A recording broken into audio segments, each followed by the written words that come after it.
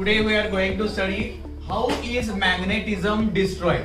म्हणजे मॅग्नेट मधून त्याचे जे प्रॉपर्टी आहे ना मॅग्नेटिझमची ती निघून जाऊ शकते. मग ती निघून गेले तर त्याचा काय उपयोग होणार आहे का?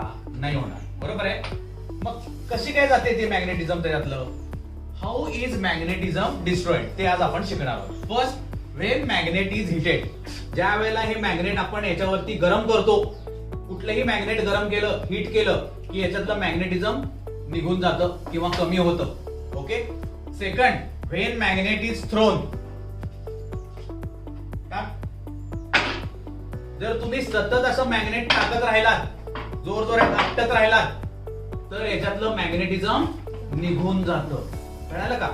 Third one, when magnet is knocked, आता अशा हातोड्यांनी मी जर या मॅग्नेटला सारखं मारत राहिलो तर एकतर याचे तुकडे होतील, नाहीतर ह्याच्यामधलं मॅग्नेट काय होतं, कमी होतं किंवा निघून जातं.